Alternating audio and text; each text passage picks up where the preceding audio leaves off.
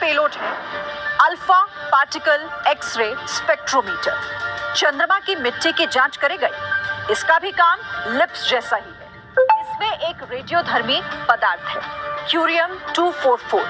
ये एक radio active पदार्थ है जिससे अल्फा कण और एक्सरे निकलती है। इसे टारगेट के ऊपर डाला जाता है जिससे उस टारगेट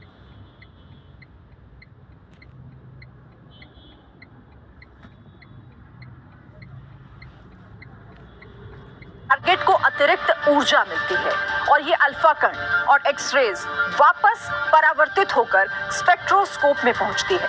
लेकिन इस बार इनकी एनर्जी थोड़ी अलग होती है। ऊर्जा कितनी घटी उसके आधार पर टारगेट के मटेरियल की संरचना और उसमें मौजूद तत्वों के बारे में सूचना मिलेगी। और अब आखिर में बात प्रपल्शन मॉड्यूल की। इसका मकसद लैंडर को चांद के पास कक्षा में पहुंचाना था, लेकिन इसको खाली हाथ नहीं भेजा गया। इसमें भी एक इंस्ट्रूमेंट रखा गया है, शेप। ये एक स्पेक्ट्रोपोलरीमीटर है जो इंफ्रारेड तरंगों पर काम करेगा और ये पृथ्वी का एक ग्रह की तरह स्टडी करेगा। पृथ्वी की पोलरीमीटर की स्टडी हमें सौर मंडल की बाकी मटेरियल के साथ कंपेयर करने के लिए एक आधार प्रदान करेगा। भविष्य की स्टडी में अंतरिक्ष में अन्य ग्रह या चंद्रमा या फिर खगोलीय पिंड से उत्सर्जित प्रकाश के ध्रुवीकरण के साथ इसकी तुलना करके वहां पर जीवन की संभावनाओं का अंदाजा लगाया जा सकता है। तो कुल मिलाकर ऑर्बिटर, लैंडर और रोवर के पेलोड का उद्देश्य है चंद्रमा की सतह, वातावरण और चंद्रमा के भीतरी तहों की गहराई से जानकारी जुटाना, जिसके आधार पर चंद्रमा के रहस्यों से पर्दा उठ पाएगा और जिंदगी की संभावनाएं तलाशी जाएंगी।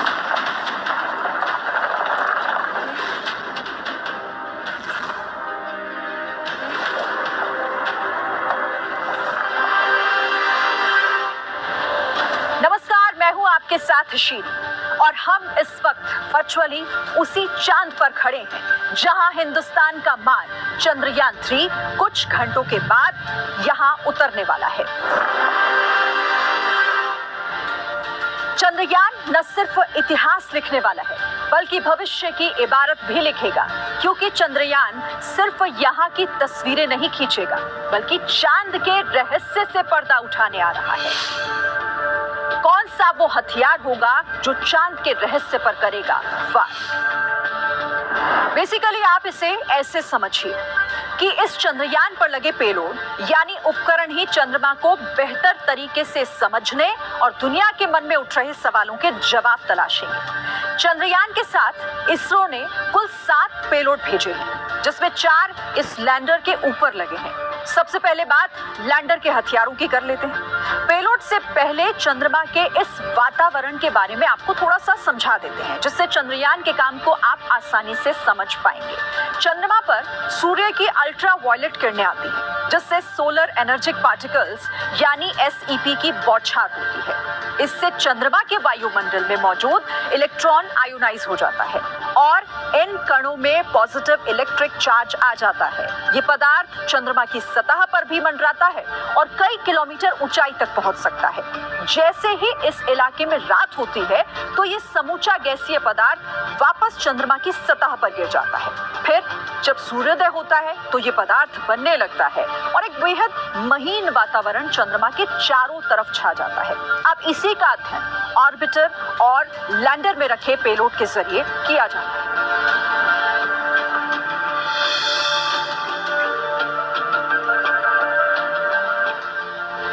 Radio anatomy of moon-bound hypersensitive ionosphere and atmosphere।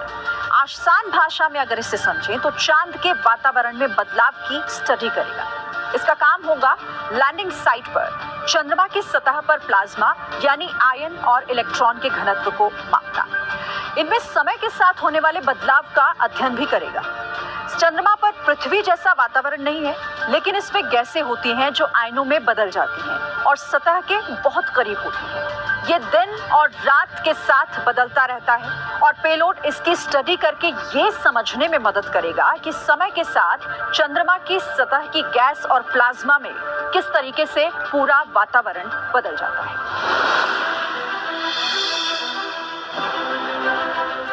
ये है ILSA instrument for lunar seismic activity.